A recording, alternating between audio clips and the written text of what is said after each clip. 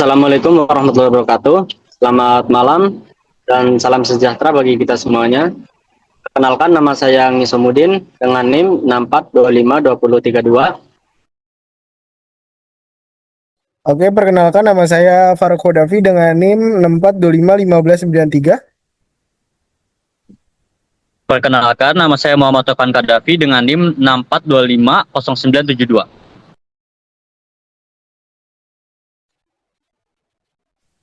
Perkenalkan, nama saya Riko Damara dengan NIM 64251838. Perkenalkan, nama saya Muhammad Nova dengan NIM 1118 6425 1118. Kami dari Program Studi Manajemen Fakultas Ekonomi dan Bisnis Universitas Bina Sarana Informatika. Pada kesempatan ini kami akan menyampaikan laporan kegiatan pengabdian kepada masyarakat yang telah kami laksanakan di bawah bimbingan Bapak Ajar Kasih selaku dosen pembimbing. Kegiatan pengabdian kepada masyarakat ini merupakan salah satu bentuk pelaksanaan Tridharma Perguruan Tinggi yang bertujuan untuk memberikan manfaat serta kontribusi nyata kepada masyarakat melalui penerapan ilmu pengetahuan dan keterampilan yang kami miliki. Dalam laporan ini, kami akan memaparkan latar belakang kegiatan, tujuan, pelaksanaan program, hasil yang telah dicapai, serta evaluasi dan rekomendasi untuk kegiatan selanjutnya. Demikian pembukaan yang dapat saya sampaikan. Semoga pemaparan laporan ini dapat memberikan gambaran yang jelas mengenai pelaksanaan kegiatan pengabdian kepada masyarakat yang telah baik, selanjutnya langsung saja kita masuk ke bab 1, yaitu pendahuluan. Yang pertama, analisis situasi. Indonesia adalah negara dengan tingkat kemajuan yang sangat tinggi, baik dari segi suku, budaya, maupun keberagaman ini merupakan kekayaan bangsa yang harus dijaga melalui sikap toleransi. Pendidikan agama Islam memiliki peran sentral menanamkan nilai-nilai rahmatan lil alamin, di mana siswa dianjurkan untuk menghargai perbedaan keyakinan sebagai bagian dari ketetapan Tuhan. Yang kedua, berdasarkan pengamatan awal di SD Negeri Batu Ampar 08, ditemukan beberapa tantangan terkait internalisasi nilai toleransi, antara lain, yang pertama, pemahaman konseptual yang terbatas. Siswa cenderung memahami agama hanya sebatas ritual ibadah, namun belum sepenuhnya memahami bagaimana berinteraksi serta harmonis dengan mereka yang berbeda keyakinan. Yang kedua, kurangnya media edukasi interaktif. Materi mengenai toleransi seringkali disampaikan secara teoritis melalui buku tes, sehingga siswa merasa bosan dan sulit mempraktikkannya dalam kehidupan sehari-hari. Dan yang ketiga, tantangan lingkungan digital. Paparan informasi dari media sosial terkadang memberi narasi intoleransi yang dapat mempengaruhi pola pikir siswa jika tidak diberikan pendampingan dan pemahaman yang tepat dari perspektif agama. Yang ketiga, peta lokasi mitra. SD Negeri Batu Ampar 08 berlokasi di Jalan Damai RT 7 RW 3 Batu Ampar, Kramajati, Jakarta Timur. Lokasi berjarak sekitar 5,6 km dari kampus Universitas Bina Sarana Informatika, kampus Dewi Sartika, dengan waktu tempuh kurang lebih 17-25 menit menggunakan kendaraan roda 2 atau sekitar 26-30 menit menggunakan kendaraan roda 4.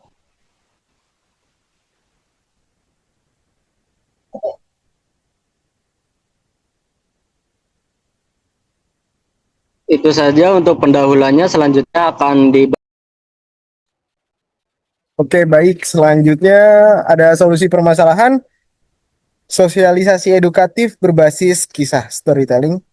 Salah satu solusi utama untuk mengatasi minimnya pemahaman makna toleransi dalam perspektif agama adalah melalui penyampaian materi menggunakan metode storytelling bercerita.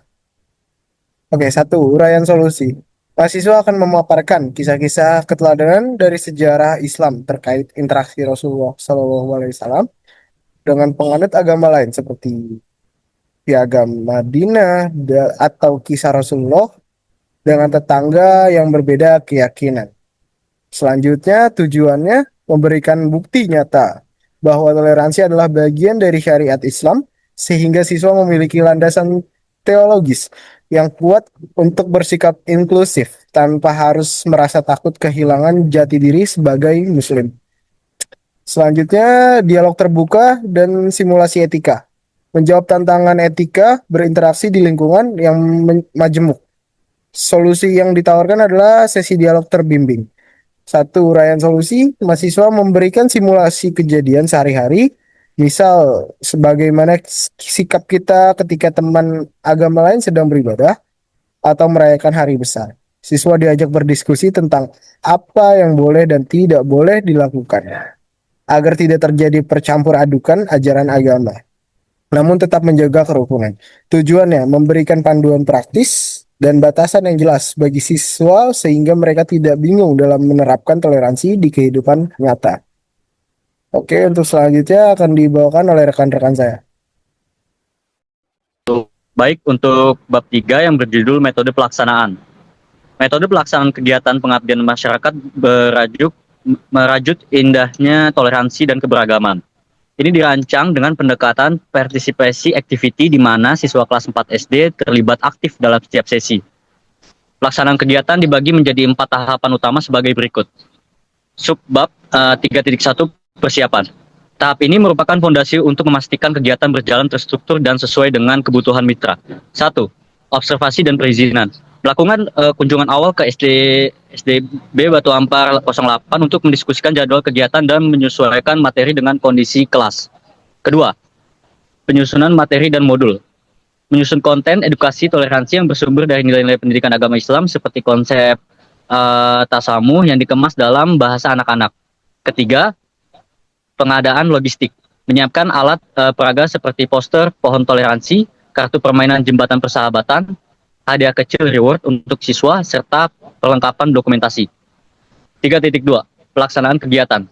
Kegiatan dilaksanakan dalam satu pertemuan intensif dengan urutan kegiatan sebagai berikut. 1. Sesi pembukaan. 15 menit. Perkenalan tim, ice breaking untuk membangun kedekatan dengan siswa dan penyampaian tujuan kegiatan sosial secara singkat. 2. Sesi edukasi atau storytelling 30 menit.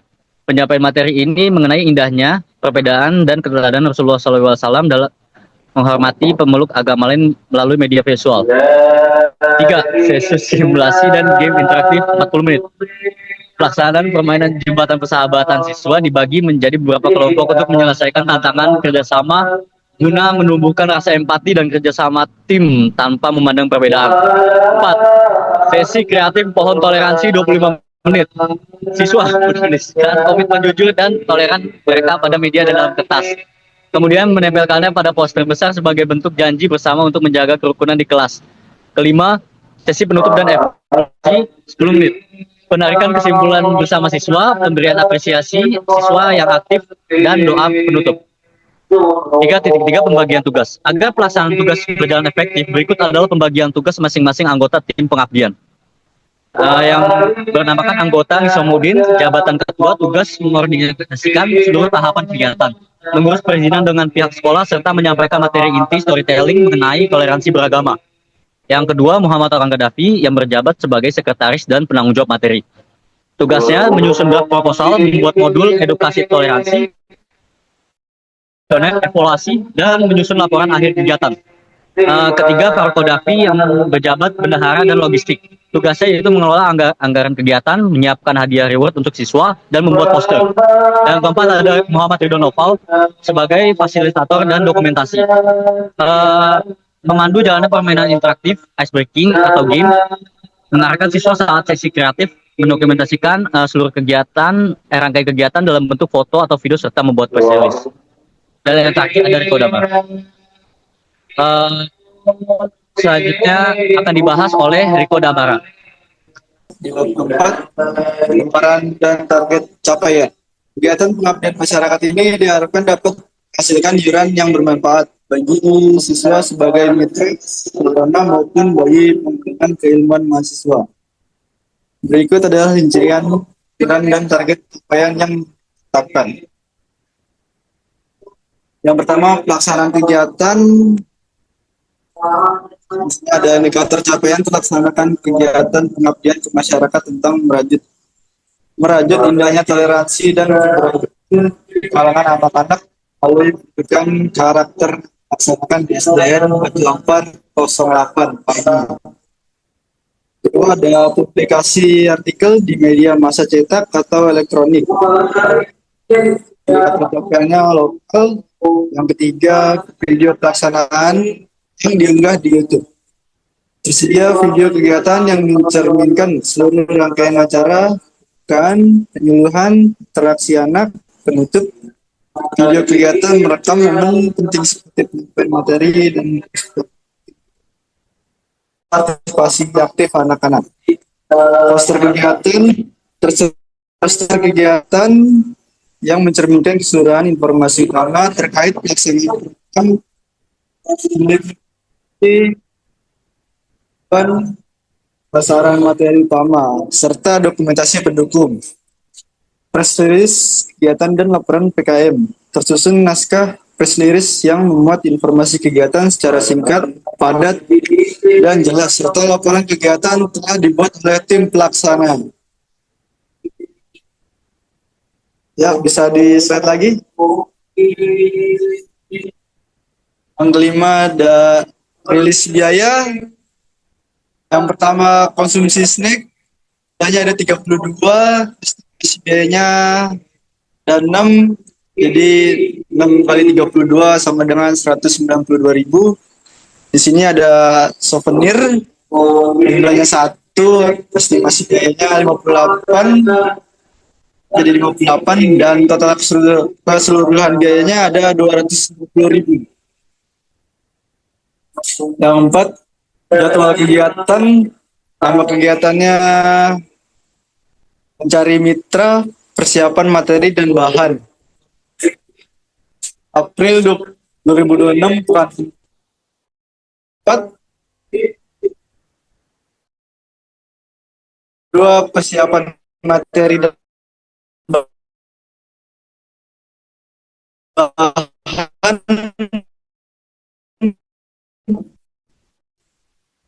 Mei 2006 pekan 2. Saya akan membacakan kesimpulan dan saran. 7.1 kesimpulan kegiatan pengabdian kepada masyarakat bertema merajut indahnya toleransi dan keberagaman di kalangan anak-anak. Melalui pendidikan karakter telah terlaksana dengan baik dan memberikan dampak positif bagi peserta melalui kegiatan penyuluhan edukasi interaktif serta pemahaman nilai-nilai karakter. Anak-anak memperoleh pemahaman yang lebih baik mengenai pentingnya toleransi, menghargai dan hidup rukun dalam keberagamaan. Program ini tidak hanya memperkenalkan konsep beragamaan secara teoritis, tetapi juga mengembangkan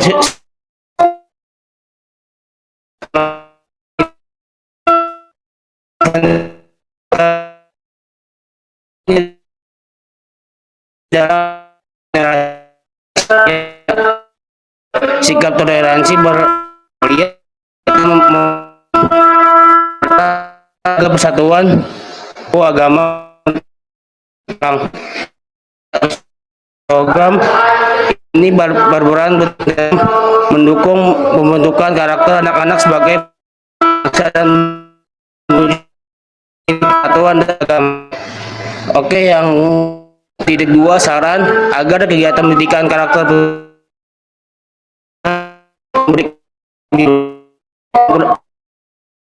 perlu dikembangkan program yang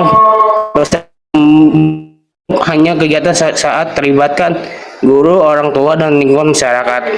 Sangat penting memperkuat penerapan nilai-nilai toleransi dalam anak-anak menggunakan metode pembelajaran yang lebih kreatif seperti permainan edukatif, cerita, dan meningkatkan pemahaman serta minat anak-anak dilakukan untuk mengubah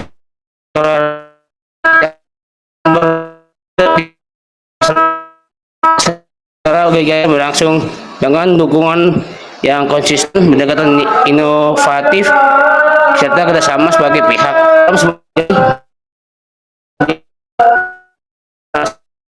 yang mampu hidup harmonis dalam keberagaman dan menjaga persatuan bangsa. Oke, sekian dari kami beberapa penjelasan dari rekan-rekan kami.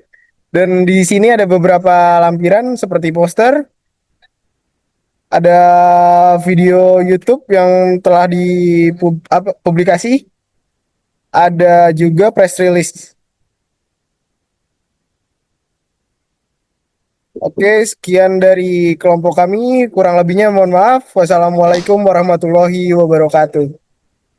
Waalaikumsalam. Kalau